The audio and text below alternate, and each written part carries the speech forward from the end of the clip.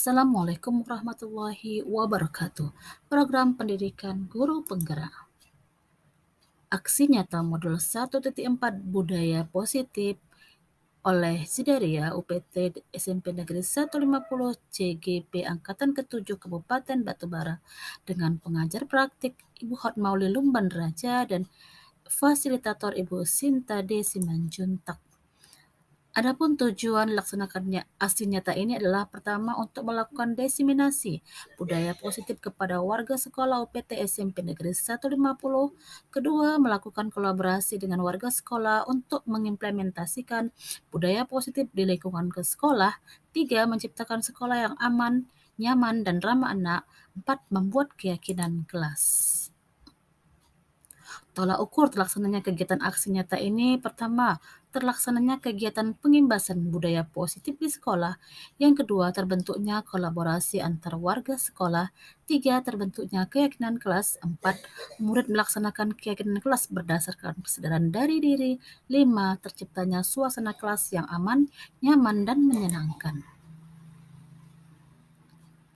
Landasan tindakan yang akan dilakukan. Pertama, melakukan diskusi dengan kepala sekolah untuk mendapatkan izin dalam pelaksanaan diseminasi terkait budaya positif kepada rekan sejawat.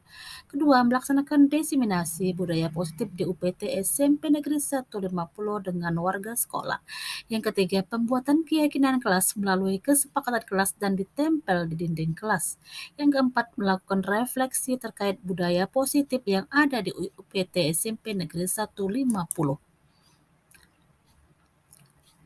Dukungan yang diharapkan yang pertama dari kepala sekolah UPT SMP Negeri 150 dan rekan sejawat. Kedua, dukungan sarana prasarana yang tersedia di UPT SMP Negeri 150. Yang ketiga, dukungan dari orang tua siswa.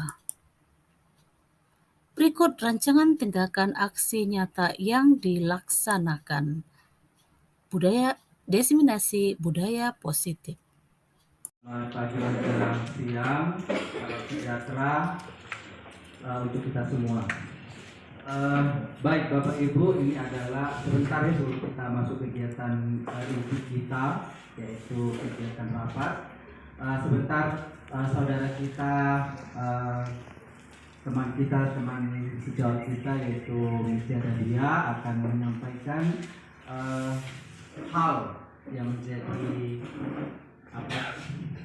kegiatan guru penggerak. Beliau akan menyampaikan sedikit berbagi hal-hal yang sudah beliau dapatkan dari kegiatan guru penggerak. Untuk itu marilah kita sama-sama untuk bisa melihat, memahami, bahkan boleh membantu beliau untuk kelancaran dari kegiatan yang sedang beliau ikuti. Sebelum kita masuk kegiatan, mari kita berdoa menurut agama dan kepercayaan kita masing-masing. Doa, jadi kita mulai.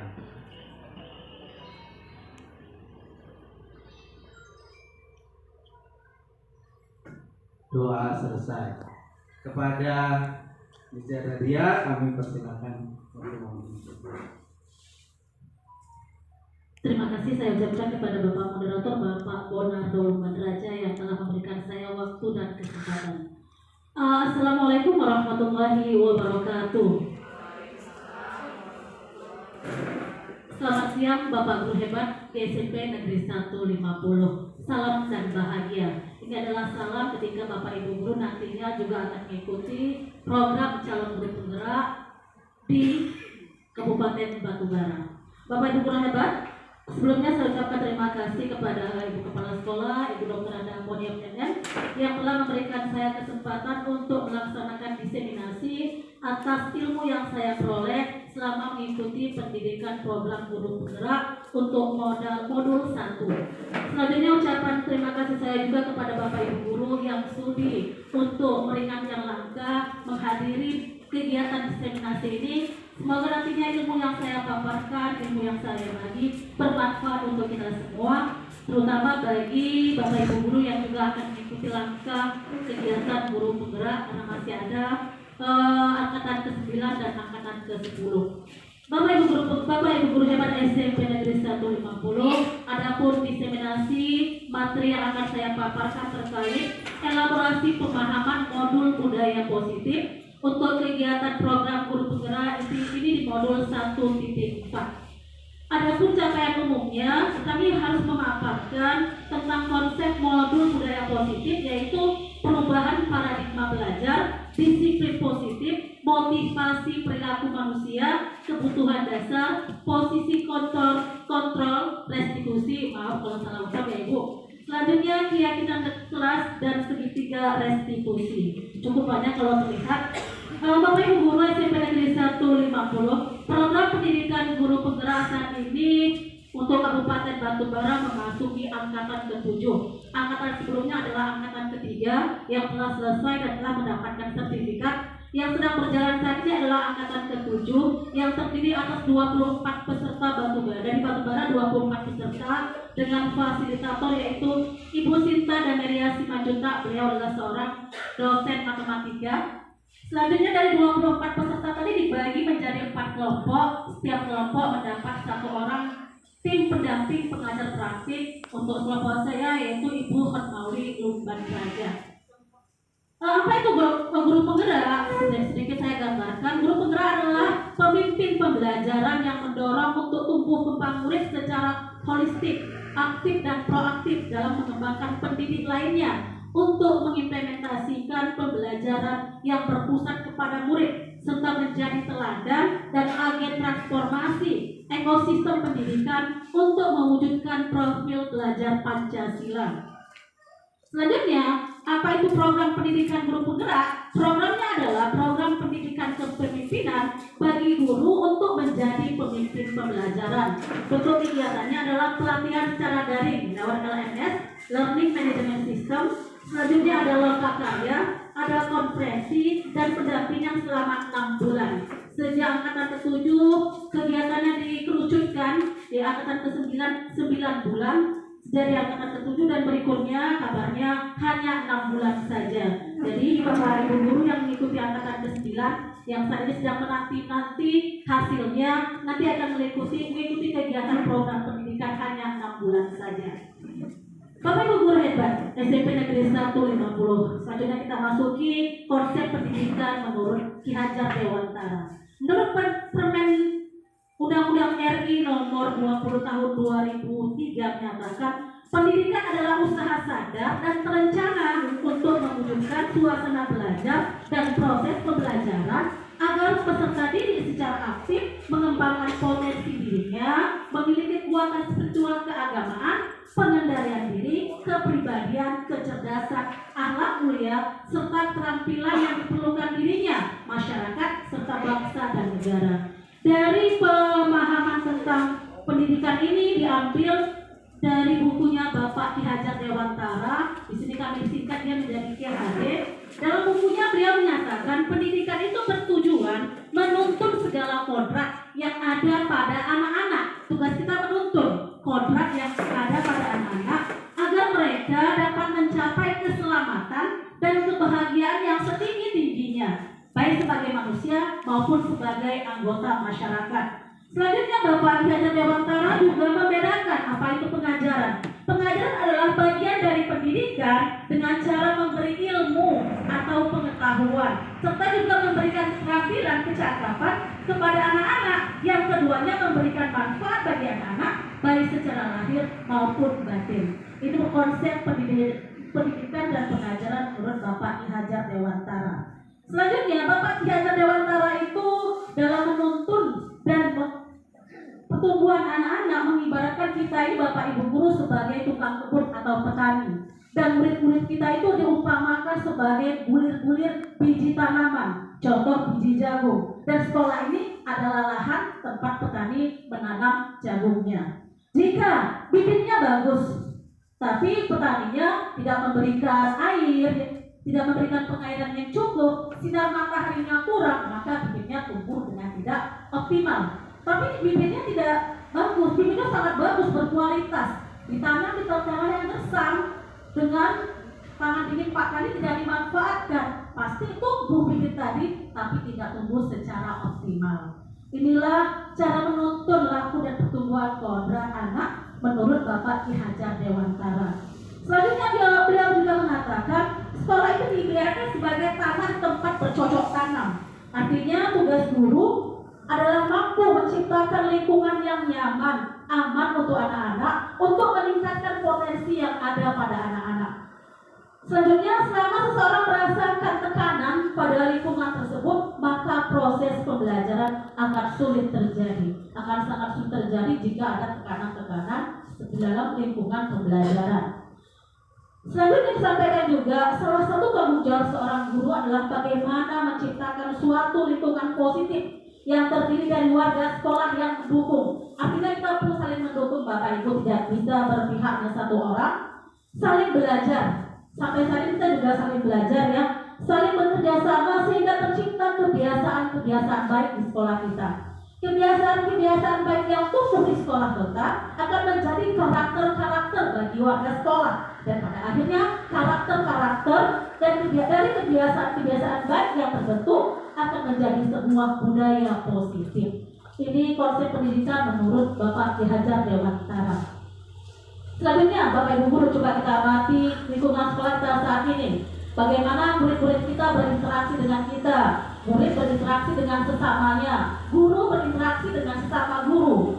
Apa yang suasana yang terjadi di sekolah kita itu secara tidak langsung menjadi cermin dari tujuan mulia atau nilai-nilai sekolah kita yang kita anut dan kita yakini.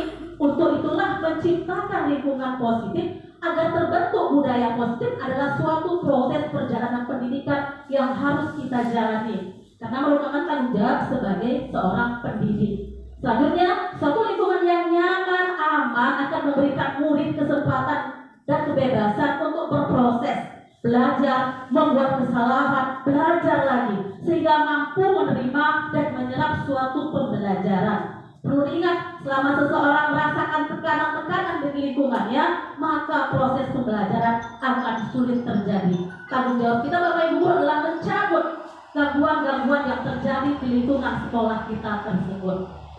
Selanjutnya, menurut Standar Nasional Pendidikan nomor 12, apa itu lingkungan yang positif?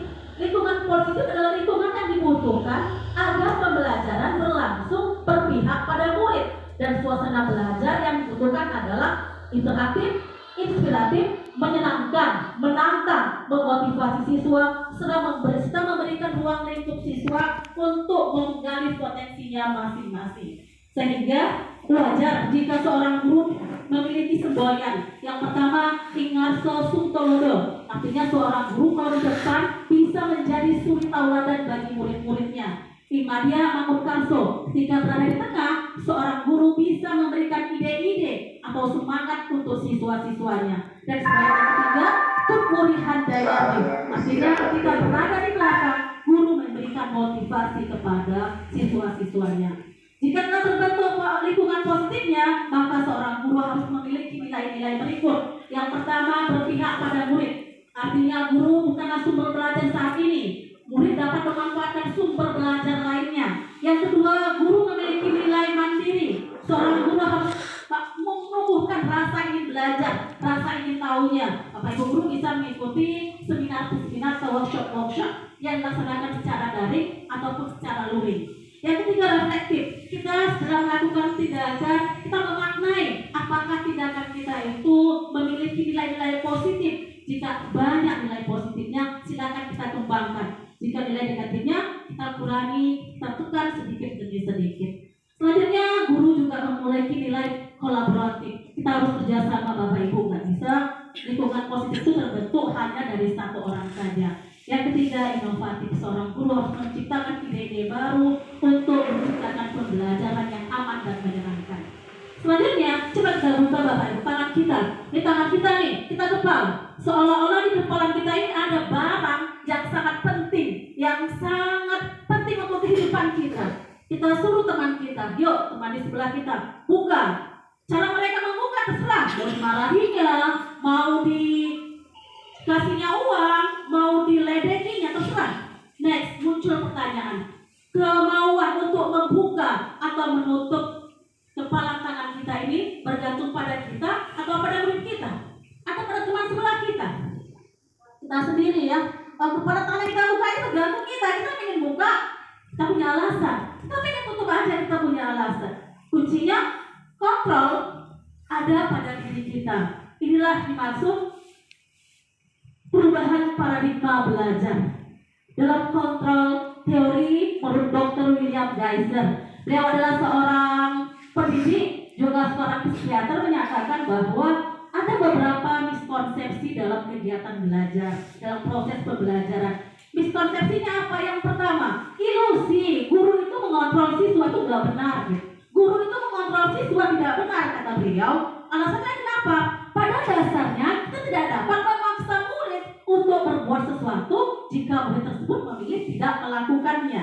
Jadi, trio kontrolnya menyatakan bahwa semua perilaku memiliki tujuan, bahkan terhadap perilaku yang tidak disukai. Yang kedua, ilusi, kata beliau, bahwa semua penguatan efek positif dan bermanfaat.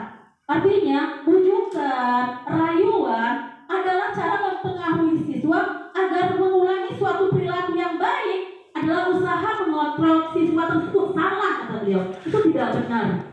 Selanjutnya, apalagi ilusi bahwa kritik dan membuat orang merasa bersalah dapat menguatkan karakter.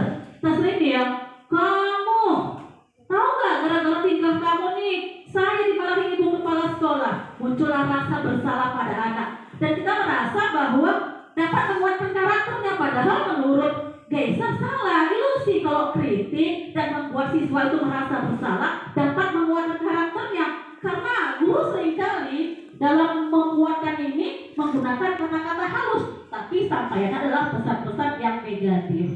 Selanjutnya, menurut Geiser juga, ilusi orang dewasa itu memiliki hak untuk memaksa. Kita merasa karena kita lebih dewasa nih, orang-orang tua, guru kita adalah orang dewasa, memiliki hak tanggung jawab untuk membuat murid-murid berbuat hal-hal tertentu, sehingga pada saat tertentu nantinya pada saat jangka waktu panjang kita sendiri akan menyadari bahwa hubungan yang kita bentuk dengan siswa adalah hubungan berbentuk permusuhan.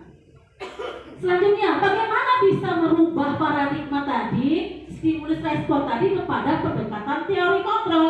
Kata Stephen R. Covey dalam bukunya Principle Centered Leadership, jika kita ingin membuat kemajuan perlahan-lahan atau sedikit-sedikit, ubahlah sikap atau perilaku kita. Tapi kalau kita ingin memperbaiki cara utama kita, maka kita perlu mengubah kerangka acuan kita. Kita ubah paradigma kita ubah cara berpikir kita tentang manusia.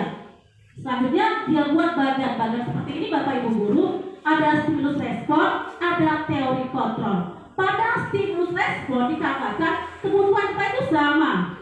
Pada teori kontrol dikatakan kebutuhan manusia itu berbeda. Yang kedua, pada stimulus respon dikatakan kita mencoba mengubah orang agar berpandangan sama dengan kita. Pada teori kontrol, kita berusaha memahami orang, kita pahami orang tentang dunia, tentang cara pandang dia terhadap dunia. Yang ketiga, perilaku buruk dilihat sebagai suatu kesalahan. Seringkali kita melihat perilaku buruk anak itu sebagai suatu kesalahan.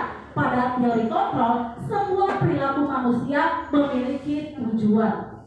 Selanjutnya, ada pada stimulus respon dikatakan orang lain bisa mengontrol saya, tapi teori kontrol mengatakan hanya kita sendiri yang bisa mengontrol diri kita.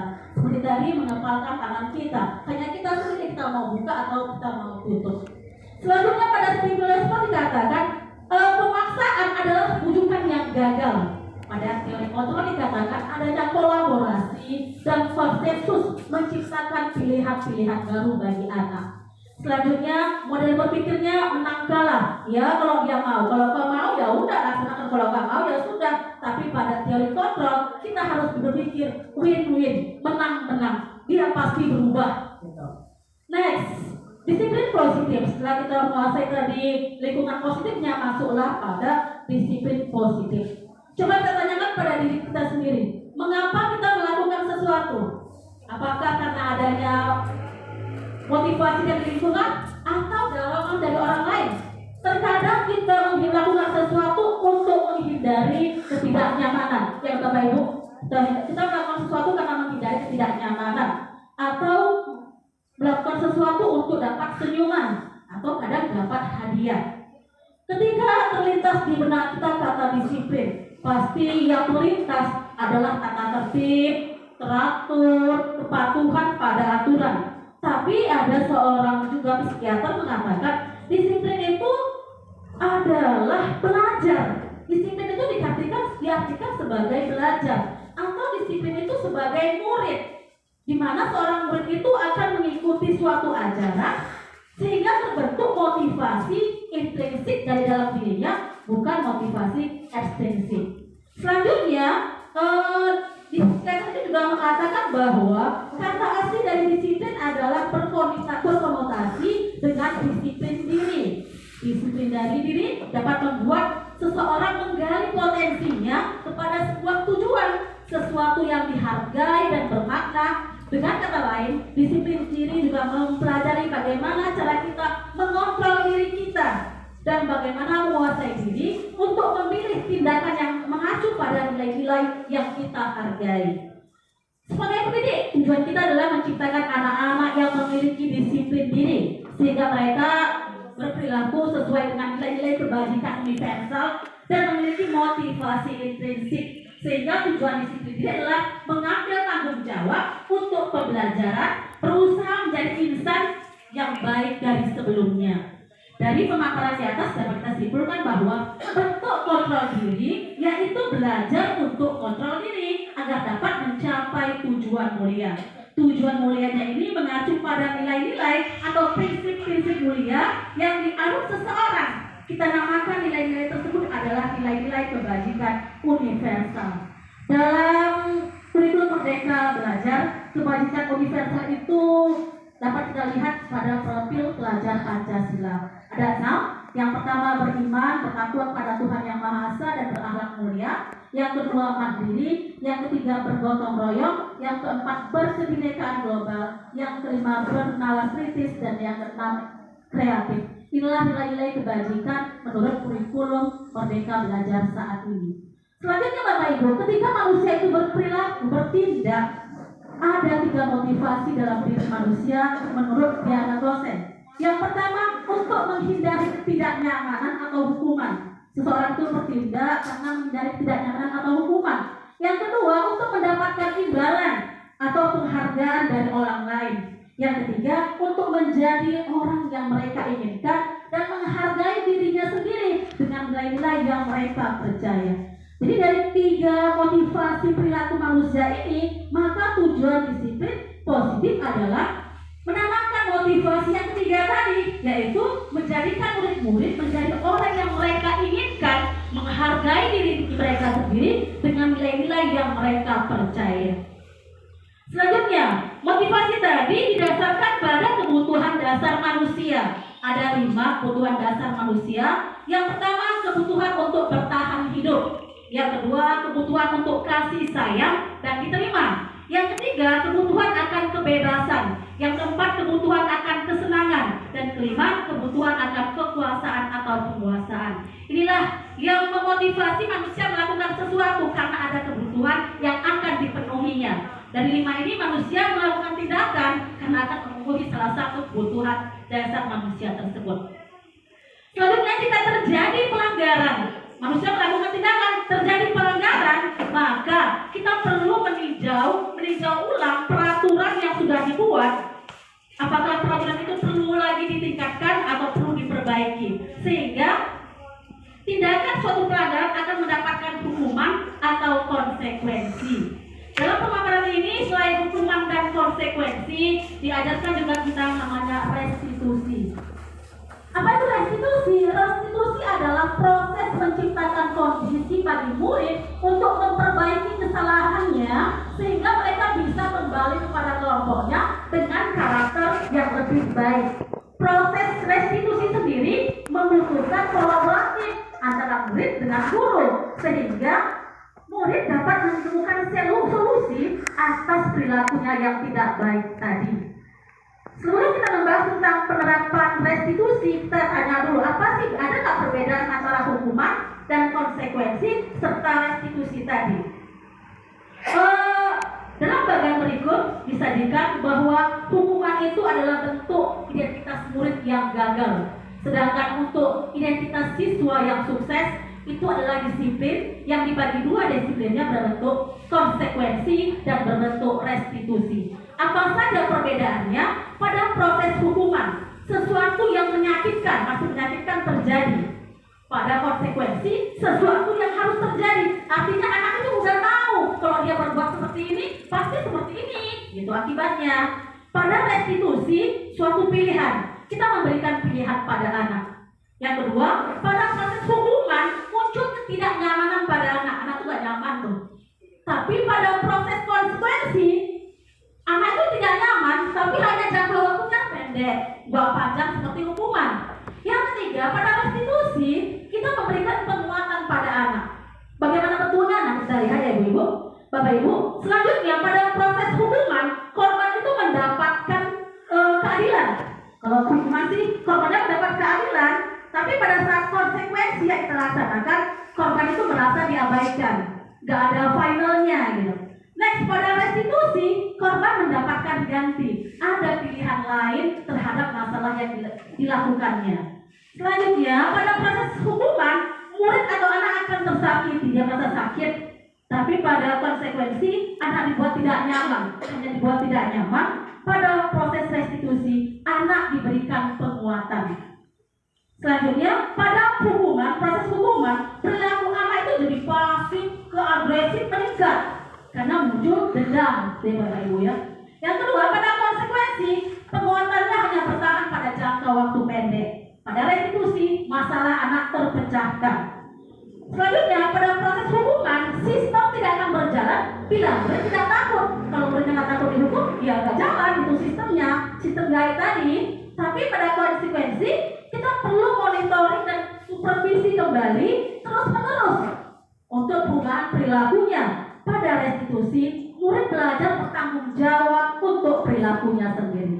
Next, pada proses hukuman, berlaku hanya pada sebuah institusi, tidak berlanjut pada dunia nyata. Tapi pada konsekuensi, membantu penerapan mengikuti peraturan dalam masyarakat. Pada restitusi, fokus pada pemecahan masalah dalam jangka waktu panjang. Selanjutnya, pada proses hukuman, peraturannya kita sering mengatakan, kamu harus. Tapi pada konsekuensi, kita munculkan pertanyaan, mampukah kamu melakukannya? Terima kasih. Tapi pada restitusi, kita memakai apa yang bisa kau lakukan untuk memperbaiki kesalahan ini. Ini perbedaan antara hukuman, konsekuensi, dan restitusi. Selanjutnya Bapak Ibu, seorang guru itu memiliki 5 posisi kontrol. Yang pertama, posisi penghukum. Pada posisi ini, dada suara guru tinggi, bahasa tubuhnya, mata melotot, jari-jarinya menunjuk-nunjuk, menghardik. Hasilnya, kemungkinan siswa akan marah, tenang atau bersifat agresif. Bisa jadi ketika kita hukum di depan, dia balik ke duduk ke bangkunya, muncul rasa marahnya, dicoret-coretnya bukunya. Dan Bapak Ibu, kita sendiri yang menjawab apakah kita posisi kontrolnya di sini. Yang kedua, posisi membuat merasa bersalah. Pada posisi ini, biasanya gurunya ngomongnya lembut, membuat siswa itu merasa bersalah. Tapi bagi siswa muncul rasa tidak nyaman, rasa rendah diri. Kata-kata lembut itu sering kita ucapkan, ibu kecewa sekali dengan kamu loh nak. Atau berapa kali bapak harus beritahu kamu. Di situ lembut, tidak ada hardikan, tidak ada melotot, tapi menimbulkan apa hasilnya? Murid akan merasa bersalah karena telah mengecewakan bapak ibu gurunya. Murid akan merasa menjadi orang yang gagal tidak sanggup membahagiakan orang lain. Kadang-kadang sikap ini berbahaya di mana? Karena emosinya akan tertanam rapat di dalam diri murid karena dia menahan perasaannya. Murid-murid tiba-tiba nanti bisa pecah. Efeknya dia menyakiti dirinya atau menyakiti orang lain. Next, posisi yang ketiga, posisi teman. Di posisi teman ini, guru bertindak sebagai temannya murid, tidak menyakiti, mengontrol melalui sikap persuasif, bujukan. Posisi teman ini bisa negatif, bisa positif. Positif karena terjadilah hubungan baik antara guru dan murid. Biasanya bahasa kita sih yang kita bilang, ayo bantulah demi bapak ya. Next, hal negatifnya, suatu saat ketika guru itu tidak membantu si anak, muncul pemberontakan dari diri si anak. Murid akan tergantung pada kita sebagai temannya. Hasil positif dia senang sih, siswanya senang, akrab sama kita. Tapi sayangnya dia mengandalkan kita untuk menyelesaikan masalahnya. Posisi yang kelima, guru adalah pemantau. Di sini biasanya kita beda ya. Saya pantau kamu, apakah ada perubahan atau tidak. Dan biasanya pemantau ini memberikan konsekuensi, ada jangka waktunya. Sehingga sebagai seorang pemantau, guru ini biasanya nanya gini, peraturannya apa? Tahu kamu kan? Terus apa yang telah kamu lakukan? Disinilah posisi pemantau seorang guru. Hasilnya, murid memahami konsekuensi yang dijalankan karena telah melanggar suatu peraturan. Guru tidak menunjukkan emosi yang berlebihan, menjadi marah atau merasa membuat bersalah, tidak. Guru tidak lakukan seperti itu. Next, yang ketiga, ini posisi yang sangat dituntut dalam konsep pembelajaran KHD, yaitu posisi manajer, di mana guru bersama dengan murid mempersilahkan murid mempertanggungjawabkan perilakunya, mendukung murid agar dapat menemukan solusi atas permasalahannya, serta seorang manajer ini memiliki kemampuan sebagai posisi teman ataupun posisi pemantau. Tujuan akhir dari kontrol seorang guru adalah posisi yang kelima ini, Bapak Ibu, di mana di posisi kelima ini kita harapkan murid menjadi pribadi yang mandiri, merdeka, bertanggung jawab atas segala perilaku dan sikapnya, yang pada akhirnya terciptalah lingkungan yang positif, nyaman, dan aman.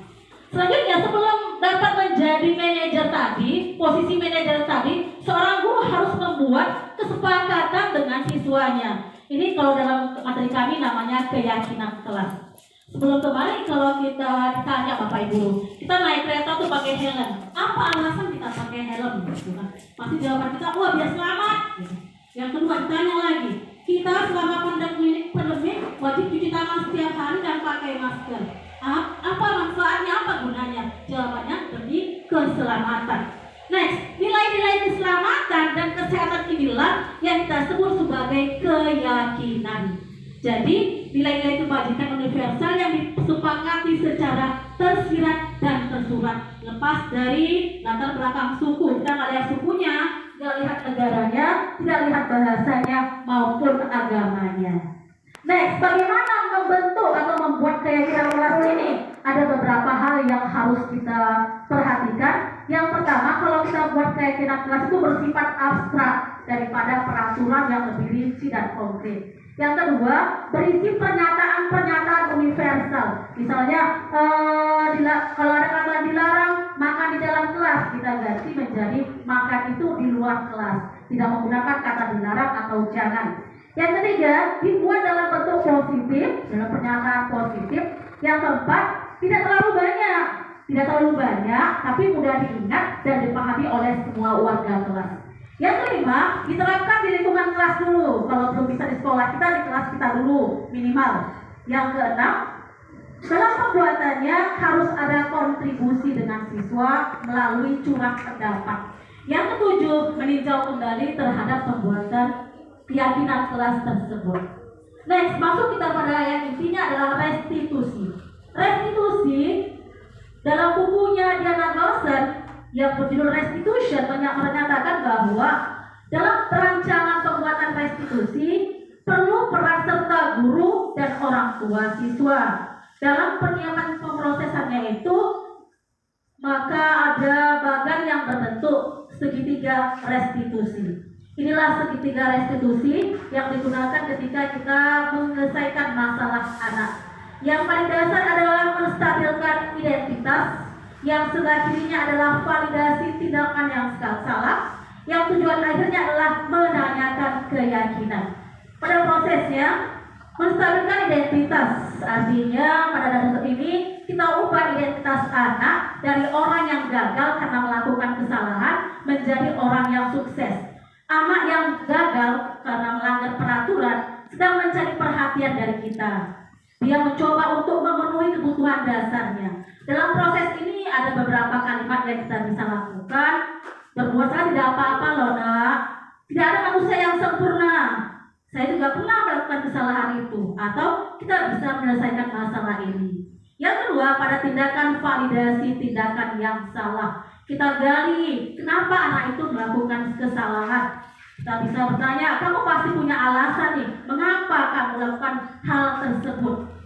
Kita ketahui bahwa tujuan dari mengetahui validasi tindakan yang salah memenuhi kebutuhan dasar anak. Sehingga menurut teori kontrol, seorang guru itu wajib memahami perilaku, pandangan, stimulus, respon ke teori kontrol, berpikir cara yang proaktif, mengenali tujuan dari setiap tindakan. Terakhir adalah menanyakan keyakinan. Di sini identitas terakhir, di mana setelah langkah pertama kita sukses, langkah kedua telah divalidasi, maka anak siap dihubungkan dengan nilai-nilai kepercayaan dan berpindah menjadi orang yang dia inginkan. Apa yang dia percaya sebagai warga kelas atau keluarga, apa nilai umum yang telah disepakatinya, apakah dia ingin menjadi siswa yang sukses, bertanggung jawab, atau bisa dipercaya. Pada umumnya pada tahap ini anak akan menjawab, apakah kau ingin menjadi orang sukses? Iya, tapi mereka tidak tahu langkah-langkahnya. Sehingga tugas guru adalah memberikan gambaran tentang seperti apa yang dia inginkan. Guru juga membantu anak kita fokus pada gambaran tersebut. Oke, demikianlah Bapak Ibu tentang modul 14 budaya positif yang saya paparkan.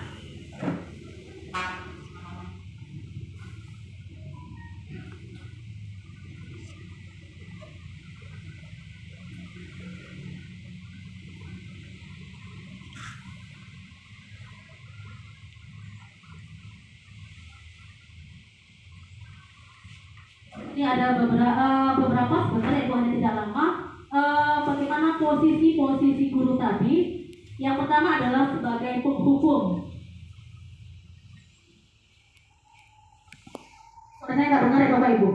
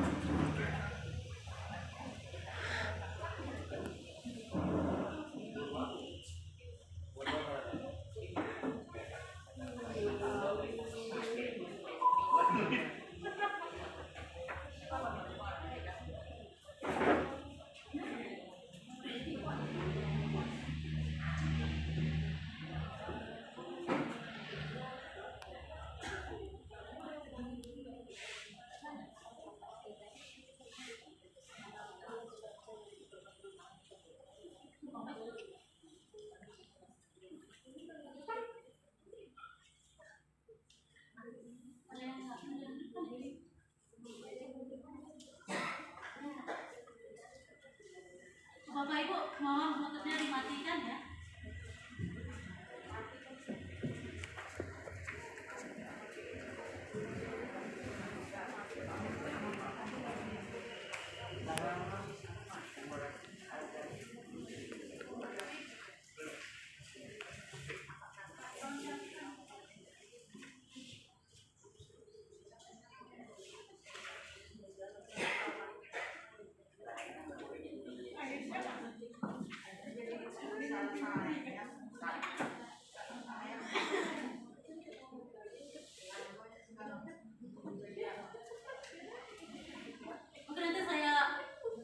Nanti saya share di WA SMP Bapak Ibu Guru contoh-contoh guru sebagai pemegang, 1 penghukum, pembuat merasa bersalah, 3 sebagai teman, yang keempat sebagai apa tadi Bapak Ibu ya? Yang kelima tadi posisi manajer.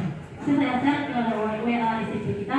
Demikianlah pemaparan yang wajib kami sampaikan untuk program pendidikan guru penggerak. Kami berharap adanya generasi-generasi berikut di program di angkatan ke-9 dan angkatan ke-10. Di angkatan ke-9 alhamdulillah ada Ibu Imaya Tantris yang saat ini sedang menunggu pengumumannya. Kami harap nantinya di angkatan ke-10 ada lagi Bapak Ibu Guru yang ikut, sehingga adalah nanti pemimpin pembelajaran dan harapan dari tujuan pendidikan gerakan nasional ini akan dapat terwujud. Demikian pemaparan dari saya, lebih dan kurang saya mohon memaafkan. Wabillahi taufiq wal hidayah. Wassalamualaikum warahmatullahi wabarakatuh.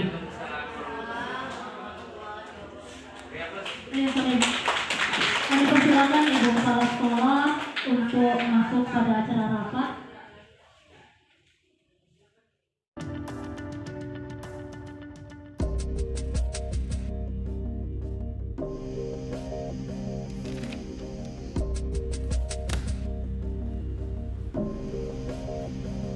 Naren!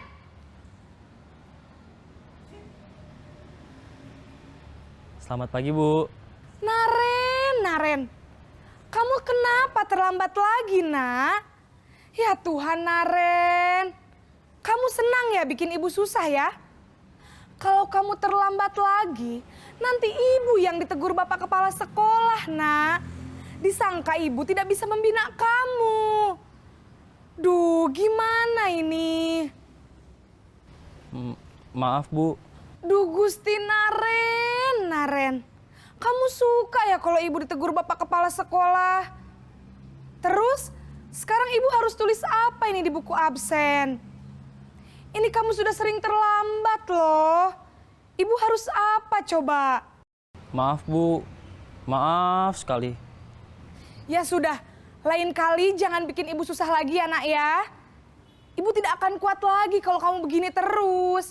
Bisa jantungan kalau ibu ditegur Bapak Kepala Sekolah. Sana cepat ke kelas. Maaf ya, Bu. Maaf sekali.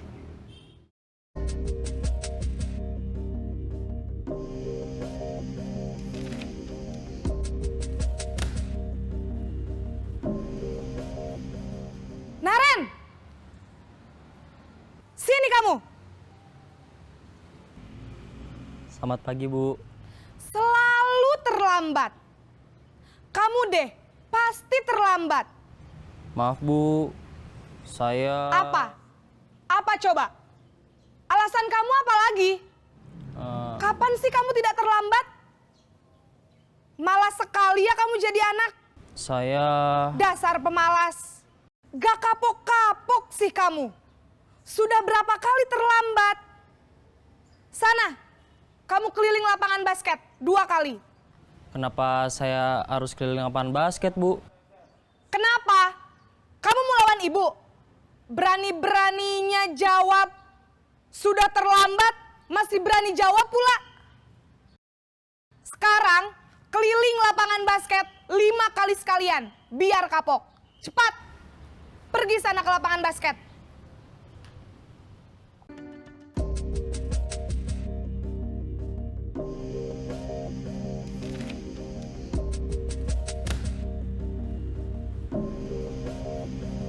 Naren!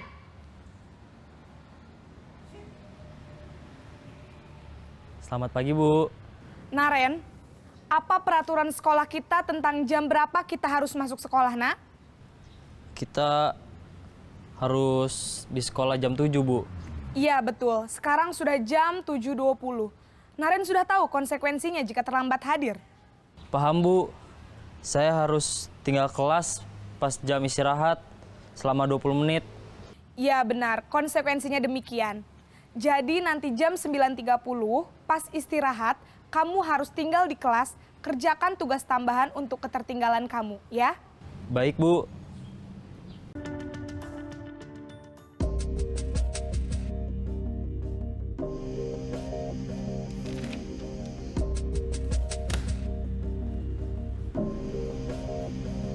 Naren!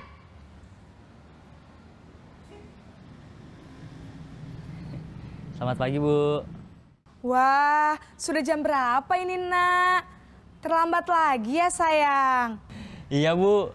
Habis ibu saya lupa bangunkan saya, Bu. Kamu malah menyalahkan ibu kamu. Kamu bukannya anak yang larinya paling kenceng. Kok terlambat sih? Iya, Bu. Saya memang terlambat bangun tadi. Jadi, biarpun saya lari kencang, tetap gak kekejar, Bu. Ya sudah sana, nanti lain kali larinya lebih kenceng lagi ya. Biar gak terlambat lagi. Bikin seneng ibu, demi ibu. Bisa kan? Bisa lah, Bu. Ya sudah, sana masuk kelas. Ibu beresin urusan absen kamu. Kamu ini ada-ada Yes, Mas Aulia. Selamat siang Aulia. Apa kabarnya hari ini? Baik, Miss. Benar baik Aulia. Sebenarnya sih tidak, Miss. Kenapa? Tadi di kelas saya berantem sama Christine, Miss. Gara-gara dia mencoret-coret buku saya, terus ditulisnya nama orang tua saya, Miss. Teman-teman yang lain membaca, jadi teman-teman yang lain memanggil orang tua saya, Miss. Wih, pasti kesal sekali ya. Iya, Miss. Kalau Miss jadi Aulia juga pasti akan melakukan hal yang sama. Setelah bertengkar tadi, 2 kali balas juga, selesai nggak sih masalahnya? Belum selesai sih, Miss. Aulia ya, masih ingat keyakinan kelas yang kita buat? Hingga pertama sekali masuk ke kelas 9A. Ingat, Miss.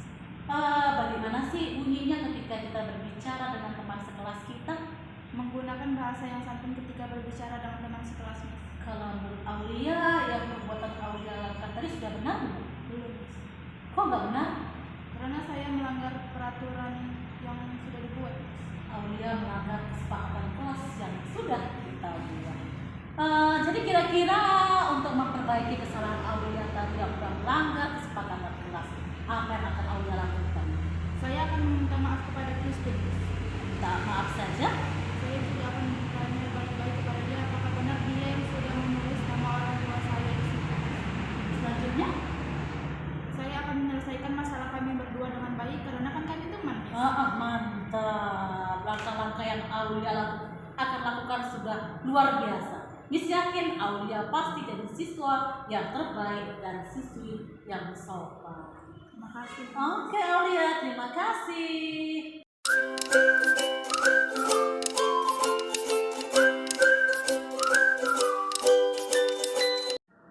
Terima kasih saya ucapkan kepada teman saya Jadaria SPD CGP Angkatan 7 Kabupaten Batubara yang dalam pemaparannya budaya positif di sekolah, dan saya berharap ke depannya guru-guru di SMP Negeri 150 dapat mengimplementasikannya untuk menciptakan lingkungan sekolah yang kondusif.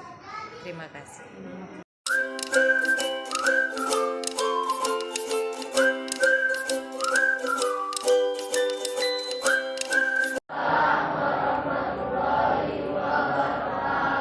Selamat pagi. Pagi, Miss. Pada pagi hari ini mulai dari kita bagaimana cara membuat keyakinan kelas. Apa itu keyakinan kelas? Ada yang tahu? Keyakinan kelas itu sama dengan peraturan.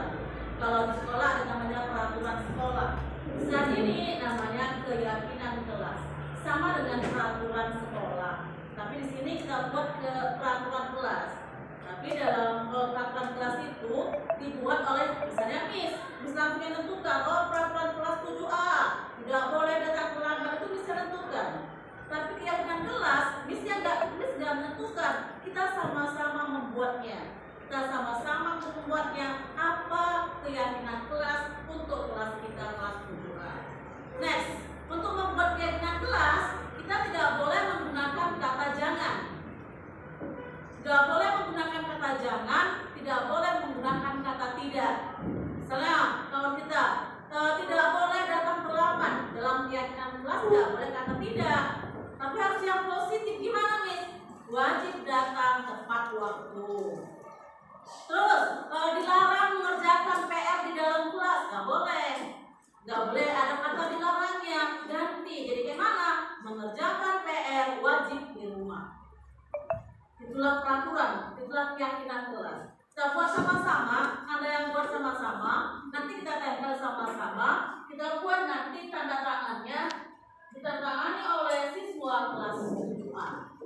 Artinya, siapa yang melanggar, tapi dia sudah melanggar keyakinan kelas yang dibuat bersama. Next, di sini dibagikan sticky note atas ini. Di sini cukup Anda tuliskan satu saja, kira-kira apa peraturan kelas, keyakinan kelas yang wajib kita laksanakan di kelas kita. Misalnya jangan mencontek, ini disingkatkan, jangan pakai kata jangan, tapi mengerjakan PR dengan jujur, ya kan?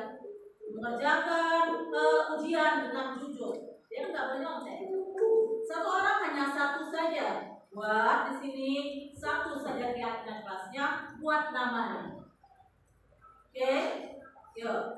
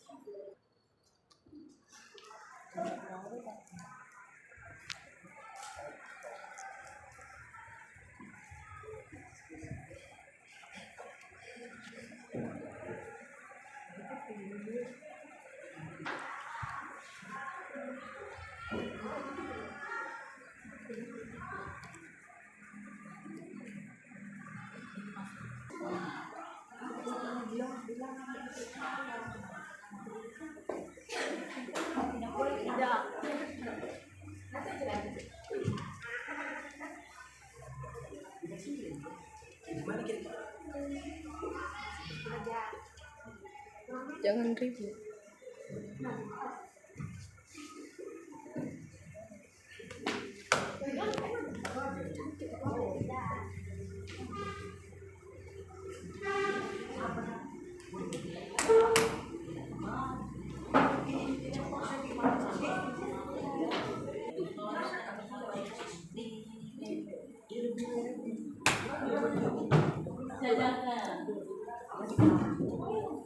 Karisa.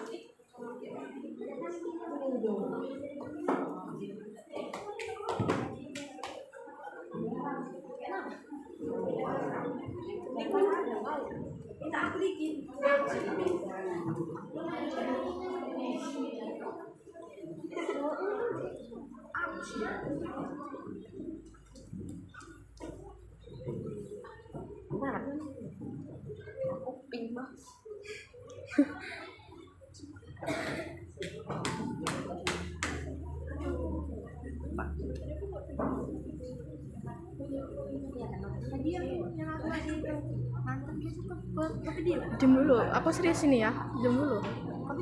Nggak tahu, lupa.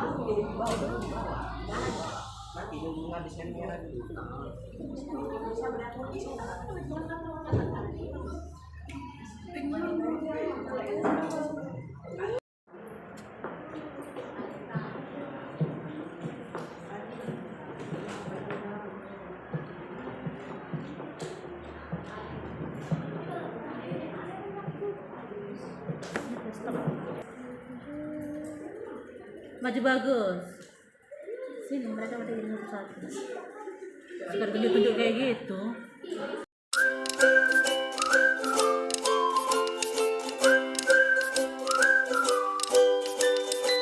Perkenalkan, nama saya Agnes Raditya Samosid. Saya dari kelas 7A. Assalamualaikum warahmatullahi wabarakatuh. Perkenalkan, nama saya Ferry Febriansyah, saya dari kelas 7A. Selamat pagi, perkenalkan saya Ulta Murni Sombing dari kelas 7A. Iya. Assalamualaikum warahmatullahi wabarakatuh. Perkenalkan saya Amelia Cairuniza dari kelas 7.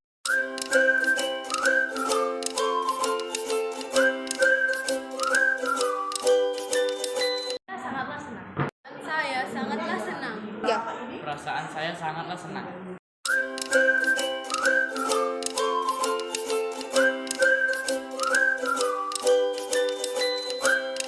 Membuat keyakinan kelas. Kita penting untuk membuat kesepakatan kelas. Ya, itu sangat penting.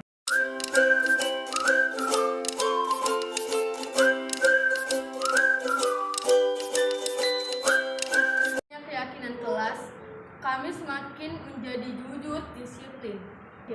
Dengan keyakinan kelas, kita menjadi jujur dan disiplin. Sangat penting untuk membuat peraturan untuk keyakinan kelas. Keyakinan kelas, kita bisa menyadari kesalahan kita dan memperbaiki kesalahan kita. Dengan adanya keyakinan kelas menjadi suasananya akan menjadi lebih tenang dan akan lebih tertib.